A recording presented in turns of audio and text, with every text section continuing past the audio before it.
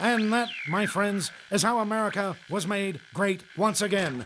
Breaking at this hour, Jimmy Sengenberger is currently at the crossroads of politics and economics.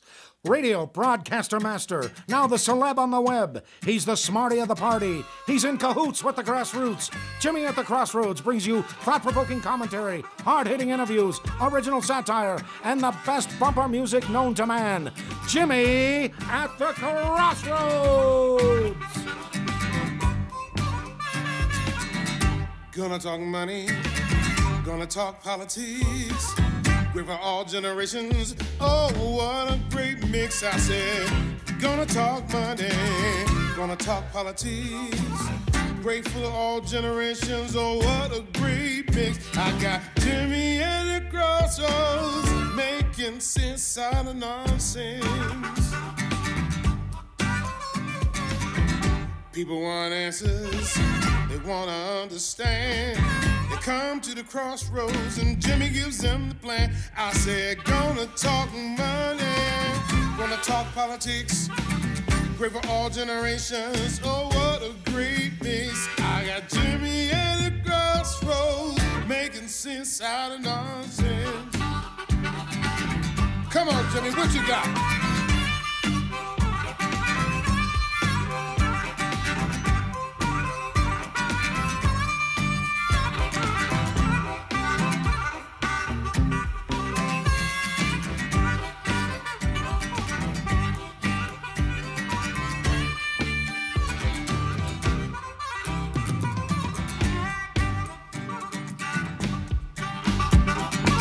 Hello, my friends, and welcome to another edition of Jimmy at the Crossroads. I'm Jimmy Sengenberger, your host for the program.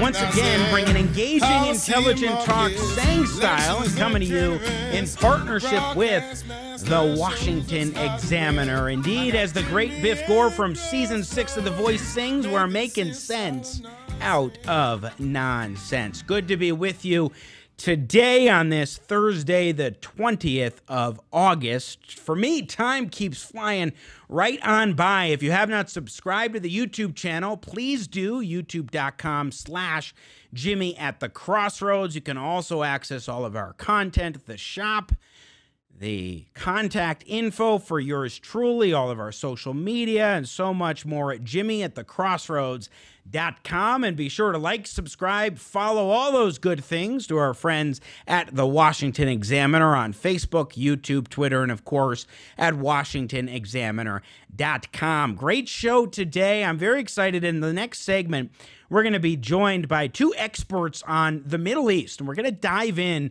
to the changing dynamics under President Trump that we're seeing overseas in that region of the world.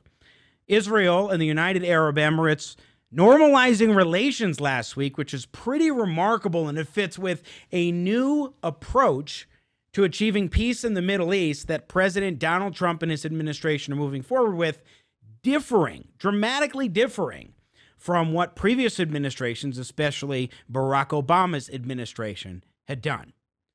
Mario Loyola and Ilan Berman will join us to dive in deep on this very important topic. But first, one of the things that Biff Gore sings in our intro song is that Jimmy at the Crossroads is great for all generations. And one of the things that has really been near and dear to my heart since, gosh, when I was 13 myself and first getting involved in politics here in Colorado, where, of course, we're broadcasting from, is engaging young people. Engaging the next generation in politics, and especially in the conservative movement. And not just in terms of showing up to vote or going to a protest or a rally or writing an op-ed, but also in terms of running for office, which I actually did when I was 25. I ran for a state house vacancy position here in Colorado. I was one of 7 candidates. I definitely did not make it. For my own trajectory of career and so forth, I'm glad I didn't. But I'm also glad that there are a heck of a lot and a growing number of young people who are stepping up to the plate to have their say and their chance at serving in office, in some cases securing victory. And I'm not just talking about people who are 30 or higher like I am. I'm talking about young people who are in their early to mid 20s as well, particularly the up-and-coming rising Generation Z. That's why I am so pleased today to have here on Jimmy at the Crossroads two folks involved with Run GenZ at rungenz.com. We have Joe Mitchell, who is the founder of the organization, which recruits young Republican conservative candidates to run for office. He is himself a state representative out of Iowa. And then another young man who's running to be a state representative in Iowa is Carter Nordman. And both of these gentlemen join me now here on Jimmy at the Crossroads. Guys, welcome to the show. It's great to have you. Thank you, Jimmy. It's an honor. Thanks for coming on. Now, the honor is mine because we've got two 22-year-old and a 23, 24 coming on talking about why you're either serving in office or want to serve in office, what you're trying to do to motivate other young people, and I think that's just so great. And Joe Mitchell, I want to start with you because not only are you a current state representative in Iowa, but you are also the founder of Run GenZ. So let's talk a little bit about what inspired you to get this organization going. Yes, sir. Well, Jimmy, like I said, thanks for having us on the program. It's really an honor to be on here and have this conversation with you. And so I guess for the people out there who don't know, my name is Joe Mitchell. I'm the state representative from District 84 here in Southeast Iowa. And in my first term in the legislature, running for re-election in November, and won in 2018 in my senior year of college when I was still attending Drake University as a 21-year-old. And so ended up winning my election November, my senior year of college, graduated in December, and got sworn in January. And so it was a quick turnaround. It was a little crazy coming back home every weekend and knocking doors and campaigning, while still hitting the books and doing schoolwork and, running as a college student. And frankly, being an underdog, especially in the primary because of my age. But God had a plan and ended up, pulling out of the primary, won by 100 votes in the primary and ended up winning the general. But anyways, after being in the legislature for about a year, I started having an idea about forming a networking group with other Gen Z conservative legislators. And I met a couple around the country at these different conferences. I was attending at NCSL, CSG, a variety of different legislative conferences I was going to. But I quickly learned there's very few conservative Gen Z lawmakers. And so, the idea kind of shifted from starting this networking group of already elected Gen Z lawmakers to we just need to go out there and actually recruit more of them because there's not enough of us. And, as a young person, I truly believe that, we can do a lot of big stuff and we have the time and energy to devote towards our constituents, devote towards different issues and devote towards, our state and our country and making sure that, we're instilling conservative policies in legislation. So that's where the idea came out of. And, we just released Gen Z publicly, Run GenZ publicly, last week, but we've been working with candidates for the last 4 months. And so, but I've also started this with 4 other state reps from around the country. And so 2 state reps from Florida, Amber Mariano and Josie Tomcow, Caleb Hanna from West Virginia, and Joe Alexander from New Hampshire. So we're all 25 or younger. And we all have this goal and this vision of mentoring the next generation of conservative leaders in this country. I think it's tremendous because we don't really hear about this very often, which is probably why you found out as you were looking around to create a network, Joe, that this isn't something that's very common, where you have people who are in their early 20s serving in state legislative offices or other positions as well. So, it truly is something that I think has been missing, especially on the Republican conservative side of the spectrum. And one more question for you, Representative Joe Mitchell of Iowa, before we jump over to Carter, and that is, what do you think it will take, broadly speaking, in order to not just motivate more young Republicans in their early 20s to step up and run for office, but even to win over more of Generation Z to the Republican side, because whether they're millennials in their 20s or Gen Z in their 20s, not many people think of them as a conservative demographic. Yeah, of course. So there's a few aspects there, with that question. And the number one thing is too, Jimmy, is, I've been to a really wide variety of conferences for young conservatives, Turning Point, young Republican conferences, college Republican stuff.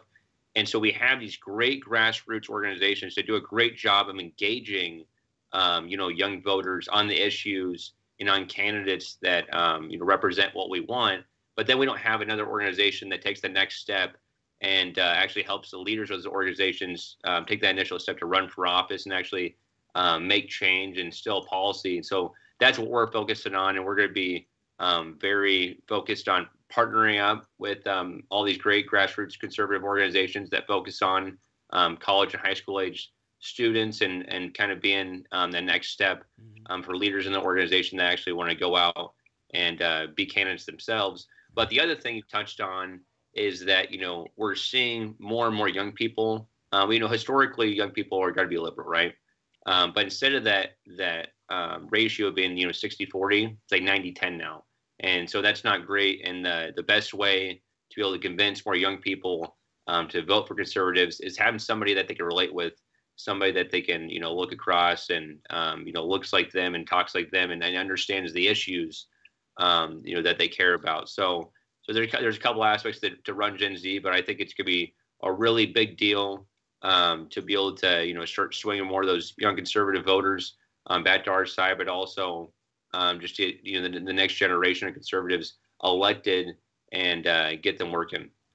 Yeah, excellent, excellent. State Representative from Iowa, Joe Mitchell, joining us, founder of Run Gen Z at rungenz.com. Carter Nordman, you're all of 22 years old. You're stepping up now, vying for the 19th House District in the state of Iowa. What has really inspired you to get a move on this, to say, you know what, I'm not just going to sit by or wait a number of years to jump into a race for office. I'm going to serve my community now. What was your inspiration? Yeah, absolutely. So kind of like what Joe just touched on, it's not just about going to these conferences and talking about how we need to have grassroots efforts. We need to be actually up there walking the walk. And to me, that was running for office. There are so many things that mean a lot to me and serving the people of Iowa. So at the end of the day, the best way I could serve Iowa, serve my district, and serve my community was actually putting my name on the ballot and going to the State House to ensure that the values that mean a lot to us are instilled in our legislation. And so in terms of stepping up at 22 and not waiting, I'm sure there are a lot of people who will say, hey, I think you're too young to run for office. I know when I ran for that state house vacancy position, and this was a committee of about 100 people I had to win over, that was a big thing, the age issue when I was 25. How are you being received by voters in Iowa who are hearing your message and interfacing with you either in person as much as possible in the COVID era or remotely?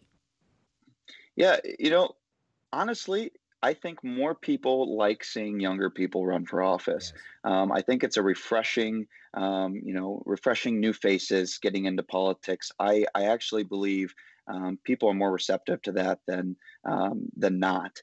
When I'm out door knocking and meeting with voters in my district, I get, wow, you're young. I love to see that. So I really honestly, for myself, don't see it as a negative.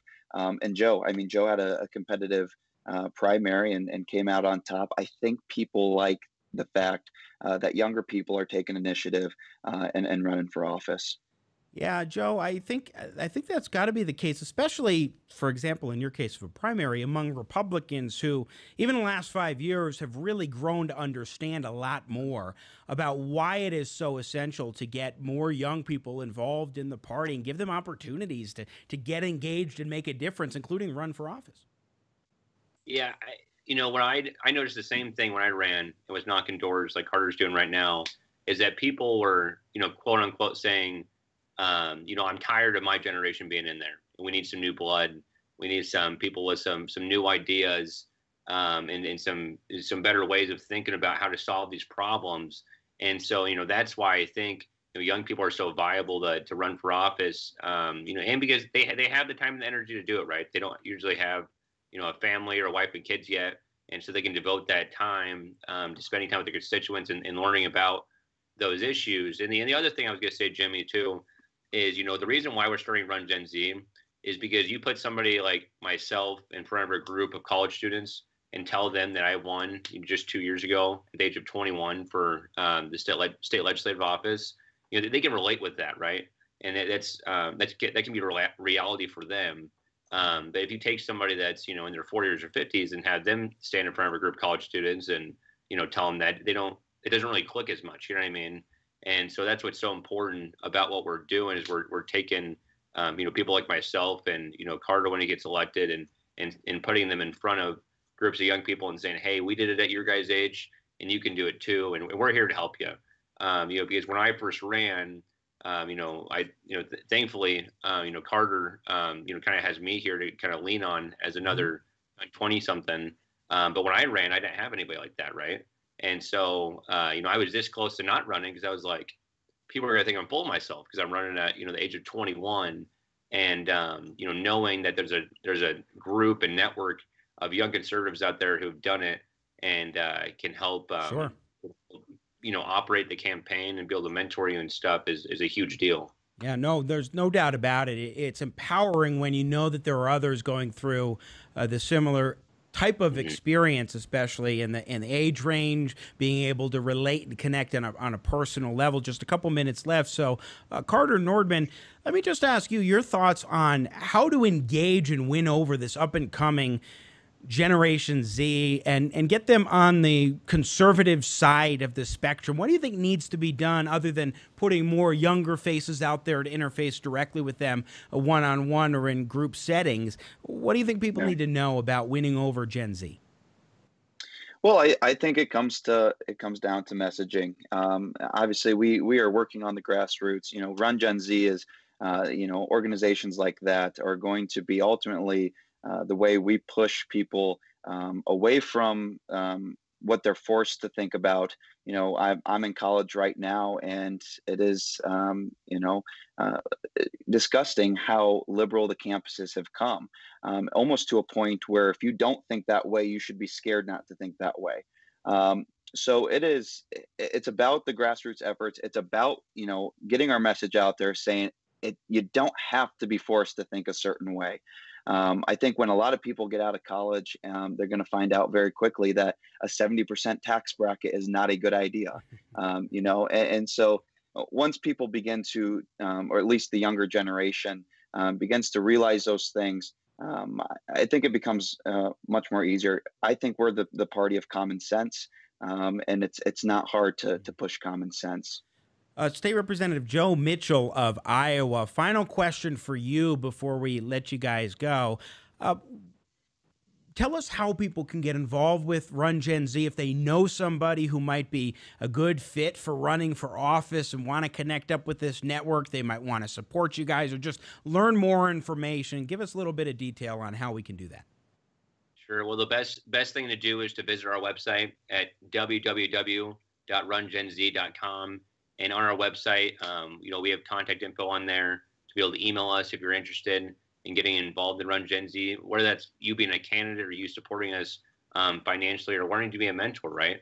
And so that's the best way to get a hold of us. We also have a page on our website where people can fill out if they would like to be, a potential candidate, or if they know someone that would be a good leader and a good fit for what we're doing here. So visiting our website, we also have a Twitter and Facebook page. Both of them are at Run Gen Z. And so please follow us on those social media pages. And we're looking forward to meeting a lot of new young conservatives and getting them involved in what we're doing, and hopefully in the next few years electing hundreds of new young Gen Z conservatives to the state legislators. RunGenZ.com. Iowa State Representative Joe Mitchell, so great of you to be taking on this task and working with other up-and-coming Gen Z leaders in the conservative movement around the country and ever expanding. I hope it really takes off, and I'm so glad to have you on. And Carter Nordman, so great to have you as well. Thanks for taking the time, and best of luck to you on the campaign trail, sir. Absolutely. Thank you, Jimmy. Thanks, Jimmy. It's been an honor. Thank you. It truly is, I think, an honor for me as well, because what we're talking about here with both of these gentlemen are young people stepping up to the plate, especially in the conservative movement. You gotta love that. Truly impressive. RunGenZ.com. We're going to take a quick break. We will shift gears to the Middle East when we return here on Jimmy at the Crossroads. I'm Jimmy Sengenberger.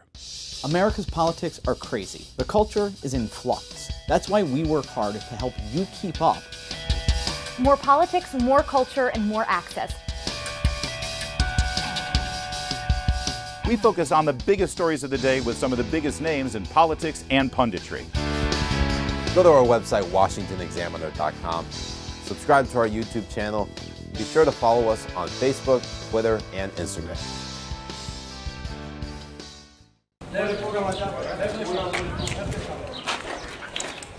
The Middle East is a complex and complicated place. What's remarkable right now is how the Trump administration has come in with a very fresh perspective and put forward a plan to achieve peace through prosperity.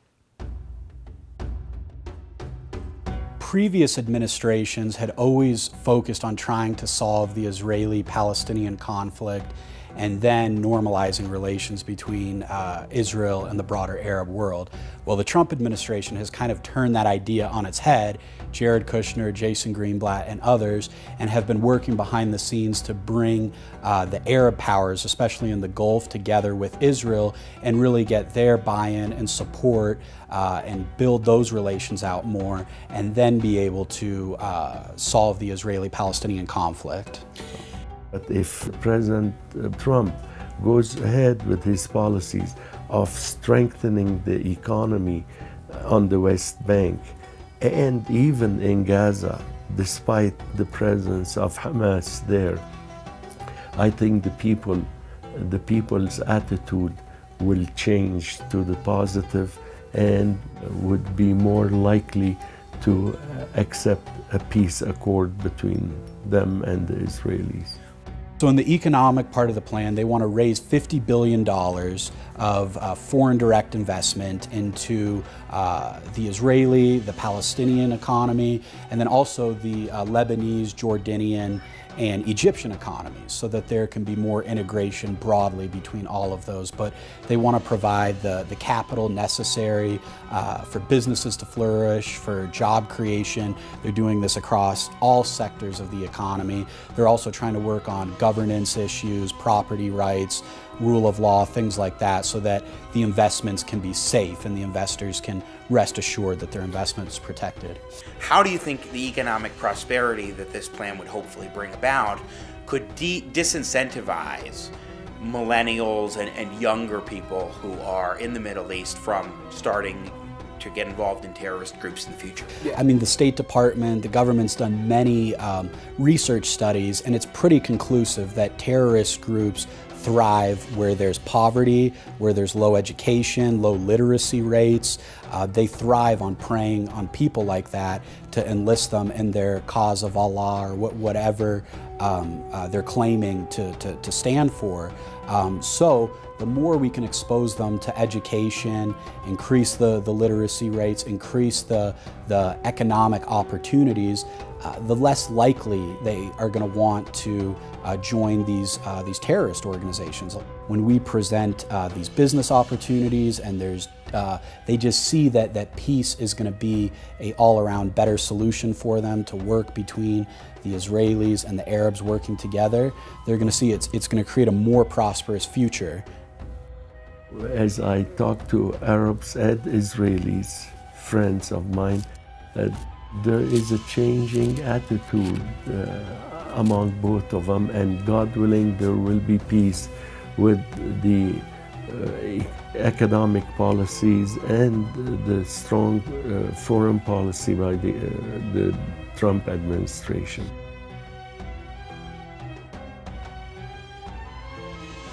To learn more and watch our full documentary featuring more in-depth insights on this unique approach to achieving peace in the Middle East, click on the link below to our website, millennialpolicycenter.org.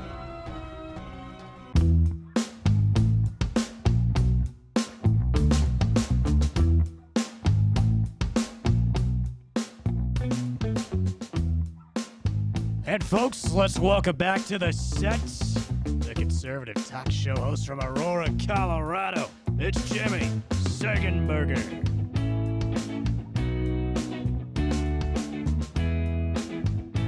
Yes, indeed. Welcome back. Jimmy at the Crossroads, coming to you in partnership with the Washington Examiner once again. Nathan Matoush, producer extraordinaire, working that Matoush magic today. So good to be with you, especially as we talk about a topic that really is important. You know, Middle East peace has eluded the region of the Middle East and American presidents who have tried for decades. But in the region, we're talking millennia that we have seen all sorts of struggles and strife in the Middle East.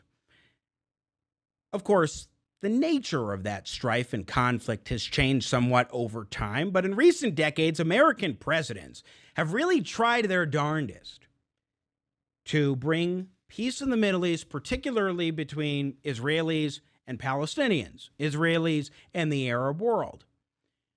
We've seen some positive developments over time where, for example, the United States brokered peace between Israel and Egypt.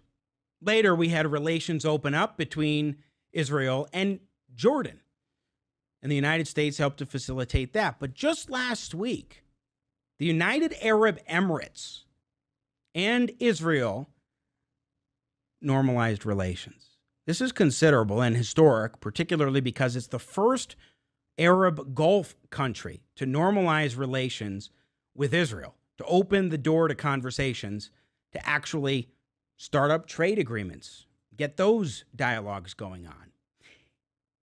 That's just the beginning. It looks like we could see Oman and Bahrain, Morocco, other countries start opening up their doors to Israel in a way they never had before. To talk about the historical significance of this and the Trump strategy in the Middle East to help bring this about, I am very pleased to be joined by two experts in Middle East affairs.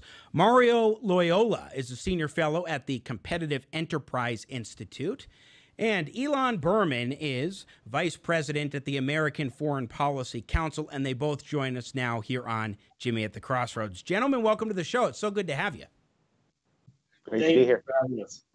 I really appreciate it, especially because this is so historic in a complex region of the world. I mean, the complications that are involved here are tremendous. We also have seen past administrations look at this idea of let's bring peace in the Middle East by bringing together the Israelis and the Palestinians. We're seeing something very different go on at this point in terms of what President Trump is doing.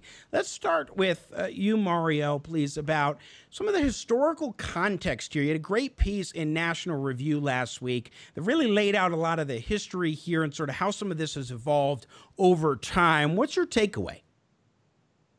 Well, I think the key insight starts with understanding what makes America valuable to the governments of the Middle East. As I said in my piece, and I've written many times before, Obama was operating under a very profound misconception about why people were talking to him, why people were talking to the government of the United States in the Middle East. The reason why the United States is valuable is not because people are interested in what the American president thinks is fair or just or right. What they want from the United States is for the United States to be able to serve an underwriting role, just like underwriters in a financial transaction, in a bond flotation or an initial public offering, where the underwriter, the United States, is underwriting the risks of security, the risks of the deal to the person who's really putting their security at risk, which in this case is Israel. And Israel will make much greater concessions for peace with the United States standing strongly behind it than if Israel is worried about the United States. And so that's why Obama taking a more impartial role as arbiter of the dispute between Palestinians and Israelis made the United States irrelevant to both the Palestinians and the Israelis. Trump has gone in a very different direction. He's standing firmly beside Israel. He's moving against Israel's enemies, such as Iran. He's continuing with maximum pressure on Iran, pulled out of the Iran nuclear deal, ordered the killing of Qasem Soleimani, is likely doing other things on a covert level, moved the embassy to Jerusalem. All of these things have served to make the United States relevant again in the Middle East, both as a strong ally of Israel and as a relevant negotiating partner for the Arab side. And I think that that's been indispensable to bringing the Arabs and the Israelis closer together. I want to play a clip. This is cut two. It's Jared Kushner over the weekend on the Fox News channel talking about how this all came about as the culmination of 3 years of diplomacy and sort of a different perspective, a different outlook being brought by the Trump administration to Middle East policy. And when we come back after playing the clip, Ilan Berman, I'm going to want to get your thoughts on that as well as what Mario Loyola just shared. Take a look at this. So this deal is really the culmination of 3.5 years of incredible diplomacy by President Trump. President Trump started his administration with his first foreign trip, where he went to Riyadh, where he addressed the 54 Muslim nations. Then he went to Israel, where he met with the Jewish leaders, and then he went to Rome, where he met with the Pope and other leaders. And so President Trump has set out a course to really change the Middle East and to try to bring more peace to the world. This was a great culmination of it, and there's a lot of steps along the way. We hosted a conference in Warsaw where we brought the Middle East closer together. We hosted a conference in Bahrain where we brought everyone together.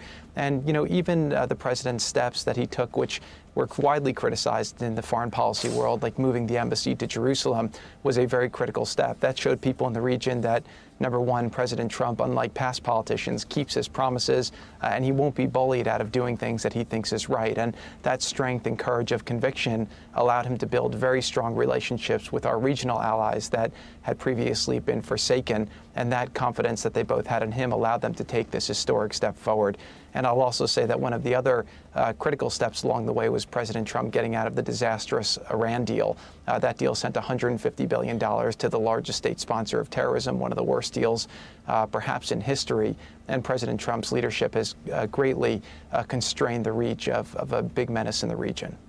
Ilan Berman, Vice President at the American Foreign Policy Council, what Jared Kushner, Senior Advisor to the President, was talking about, and he's been running point on a lot of the Middle East policy, helping out there. He talked about the Warsaw and Bahrain conferences, which were significant opportunities to bring these countries together. He talked about how President Trump has kept his promises, for example, on Jerusalem, and he's been rebuilding this idea that the United States understands the threat that Iran poses, hence withdrawing from the Iranian nuclear deal, doing things to mend fences in the region with countries that had been sort of set aside by the Obama presidency, the Obama administration. What do you make of that, and what are you seeing here from a strategic standpoint that the Trump administration is doing that has brought about such a truly unprecedented and historic feat, and how it differs from previous administrations? Right. So I think there's really three big points that need to be made here. First of all, the new agreement between the UAE and Israel is historic, but it's not surprising. In fact, it is the culmination of a decade or more of quiet diplomacy that the Israelis have been engaging in, with regard to not only the UAE, but a number of other countries in the Persian Gulf and in North Africa. And that dialogue initially started as shared concerns over a rising Iran, a nearly nuclear Iran, and one that seemed to be on the march in the Middle East. But over the last several years, those ties have expanded to include everything from trade to infrastructure to telecom to really all aspects of bilateral relations. And those quiet conversations are now moving out into the open. They're coming of age. And I suspect that the UAE-Israel deal is just the beginning, because there are other countries like Bahrain, like Oman, like Morocco, that are likely contenders to be next. right? The second big point is that this is an enormous triumph for Israeli foreign policy. This is, I would argue, this is the single cardinal sort of largest achievement of Israeli Prime Minister Netanyahu's foreign policy credentials. And, you know, those are pretty big credentials, because what he's managed to do over the last decade is to fundamentally reorient the conversation in the Middle East. A dozen years ago, when you looked at Israeli politics, center, left, right, every single party, if they wanted to be taken seriously, had to have some sort of plan for engagement with the Palestinians. That's not the case anymore, right? And so what you've seen over the last decade is the shift from an inside-out strategy to an outside-in strategy. The old paradigm was that you had to make peace with the Palestinians first before you could talk to the Arab world. But what we're seeing today is that's actually not true.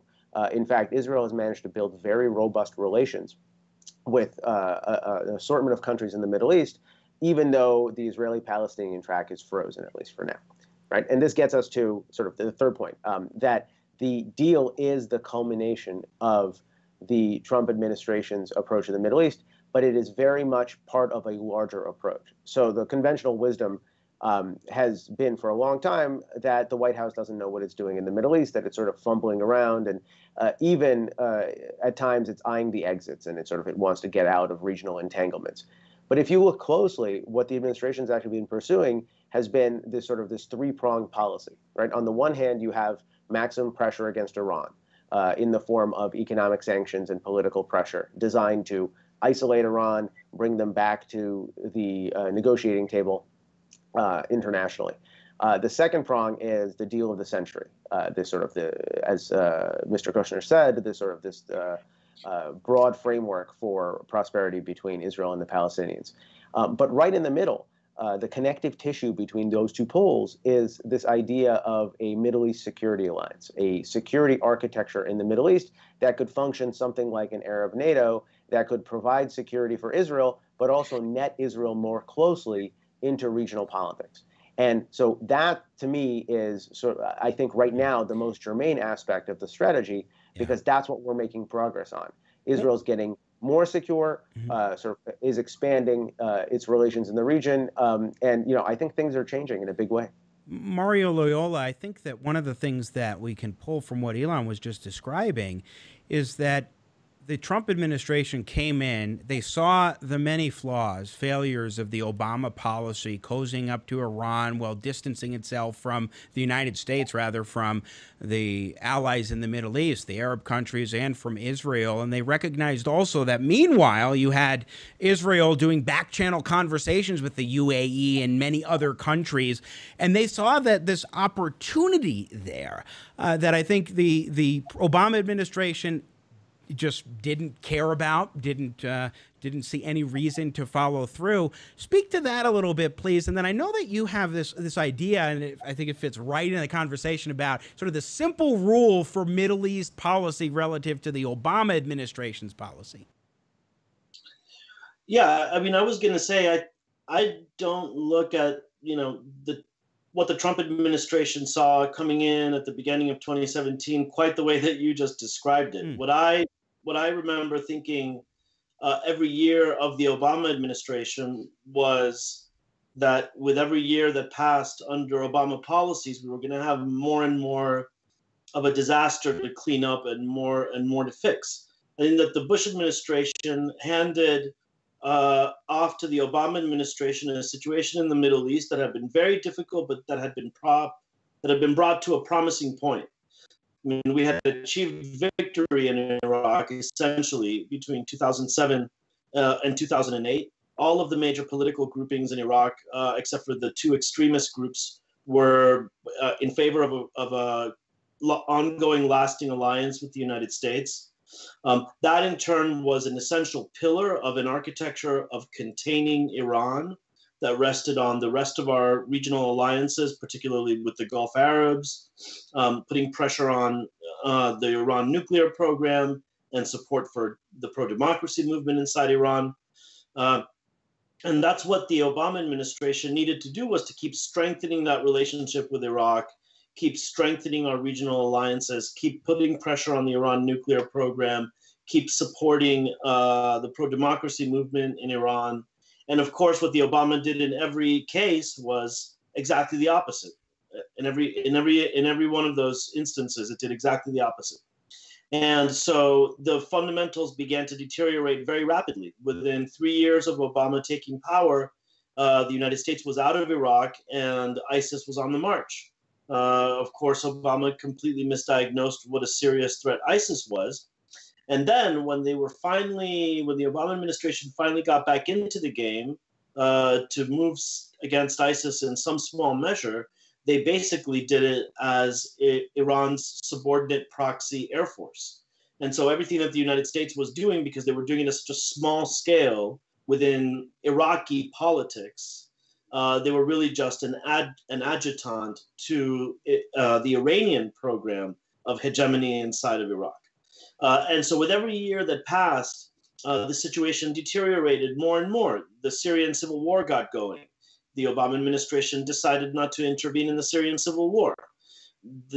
Which we can debate whether that was a good decision or not, but they simultaneously decided to let other people intervene in the Syrian civil war on the other side. And then they decided not to do anything about defending Iraq from the consequences of this civil war, which is what allowed the civil war to spill over to the Iraqi side. So by the time the Trump administration gets to power, what it's looking at in the Middle East is a complete disaster, with Iranian power extending all the way from Iran to Israeli's borders in Lebanon, and another pincer forming through Yemen to threaten Israel from the south, essentially, now that Iran has taken the place of Arab extremist regimes in supporting the Hamas. And so it was very important to move in the other direction. And, and I'll just close by saying that I was in the White House already at the time on the environmental policy side. And I had my doubts about whether the president could be effective given how skeptical he was of America's long-term commitments in the Middle East. And I'm happy to see that as the years have passed, the Trump administration and President Trump personally have come to see that without going as far as nation building, it's important for the United States, it's important for America's position in the world, for the United States to remain the preeminent power in the Middle East. And that's what makes all of these peaceful developments possible. We're wrapping up our conversation with Ilan Berman, who's Vice President at the American Foreign Policy Council, and Mario Loyola, Senior Fellow at the Competitive Enterprise Institute. Ilan, your thoughts on what Mario just shared? No, I think Mario is exactly correct. And you do have that creative tension that exists in the Trump administration's approach to the region.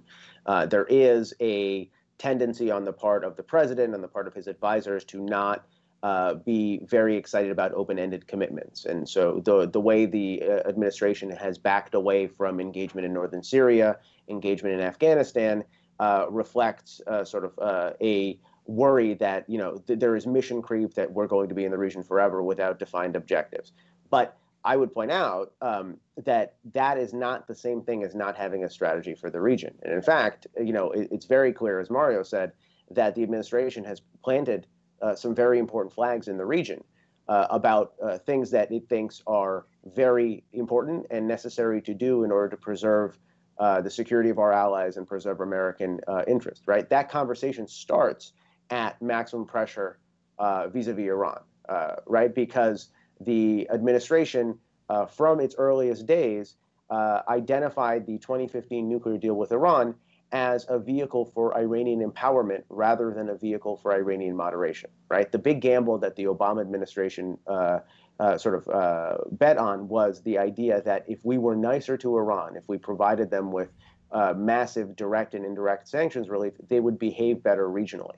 And what that ended up doing was empowering Iran's worst impulses. And the Trump administration has been trying to put Iran back into a box for its entire term so far.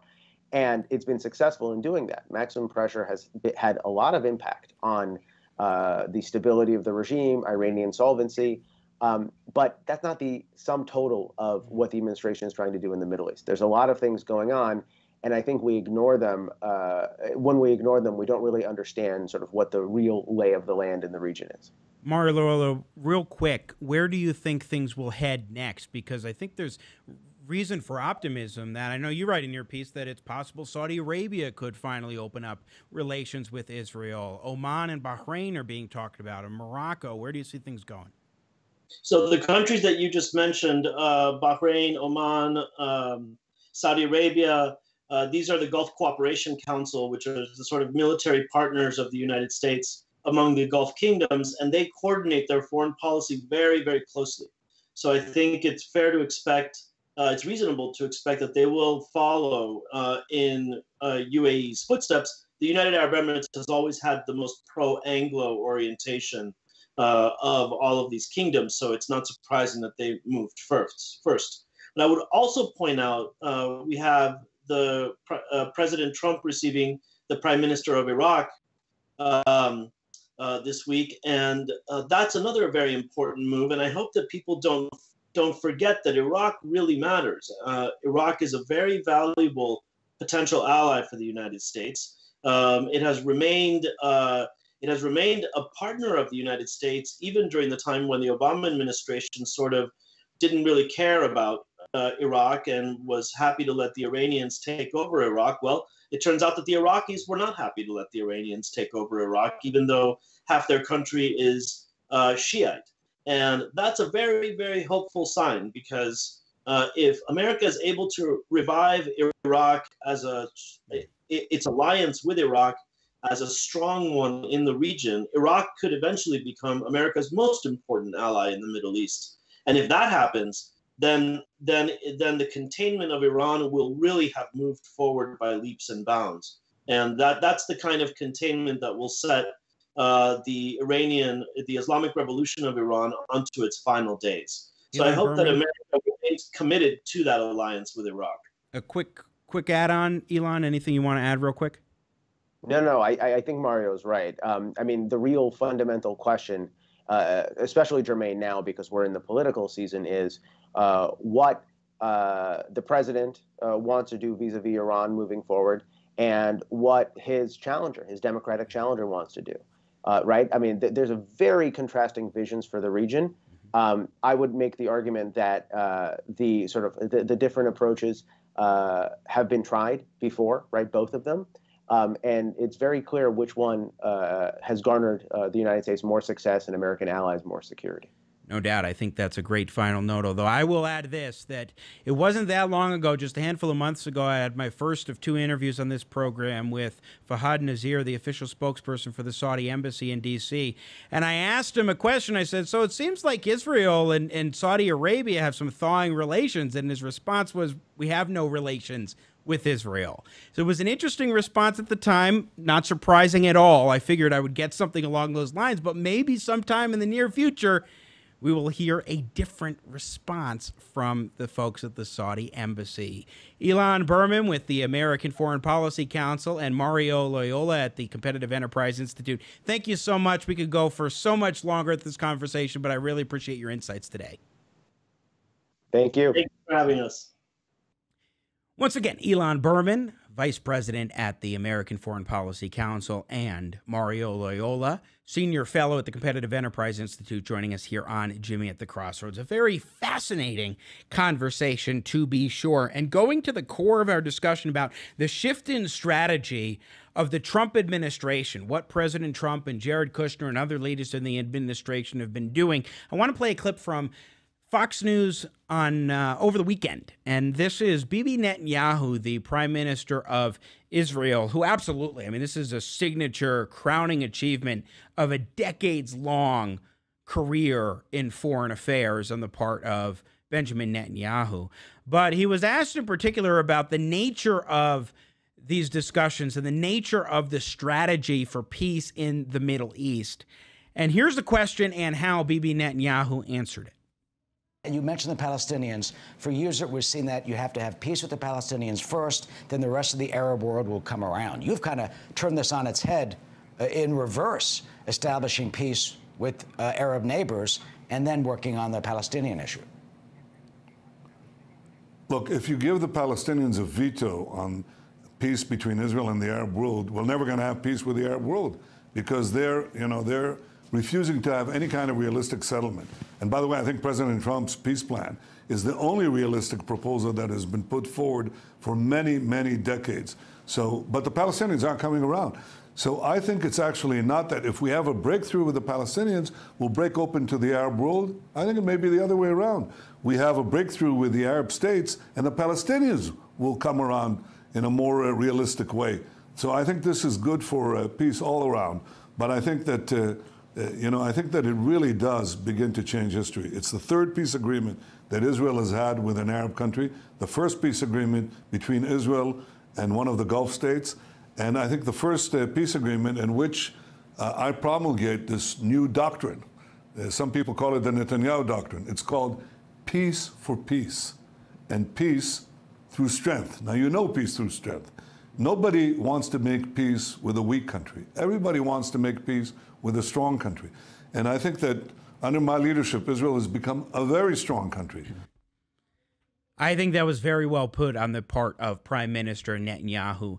This really is remarkable, what we're seeing in the Middle East right now. It deserved attention today. It deserves much more attention than we will provide here on this very program. President Trump and his administration have accomplished quite a feat here. Bibi Netanyahu, the Crown Prince of the United Arab Emirates of Abu Dhabi, Crown Prince Mohammed bin Zayed, just all around, it is historic what we are seeing now in the Middle East. And what Netanyahu said is exactly what we were talking about a few moments ago, which is this new outside-in approach, where instead of just waiting for Israelis and Palestinians to come together and then bring in the Arab countries, the United States said, no, why don't we help to foster these stronger ties between the Arab countries and Israel? And then that can bring out more opportunities for peace in the region that can then push the Palestinians to the table and to making their own concessions. Israel already made concessions. We didn't talk about this. They're not going to expand their annexation of lands in the West Bank. That is considerable. That was a big part of this agreement with the UAE.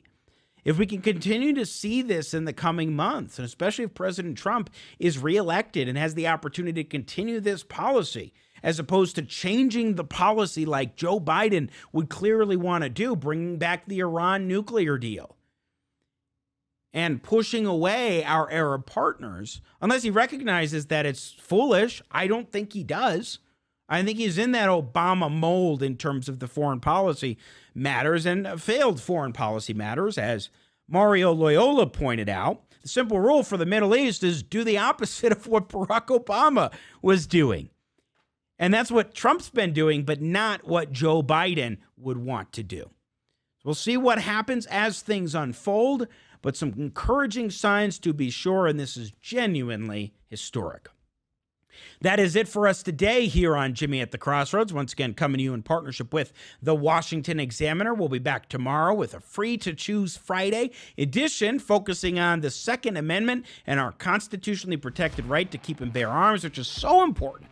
My thanks today to Iowa State Representative Joe Mitchell, to Carter Nordman, to Ilan Berman, and to Mario Loyola for joining us today here on the show, plus Nathan Matoush, producer extraordinaire, once again working the Matoush magic, our partners at the Washington Examiner, and you for watching, sharing, subscribing, all those good things. We appreciate you and your support. That's it for us today. Have a great day, and may God bless America.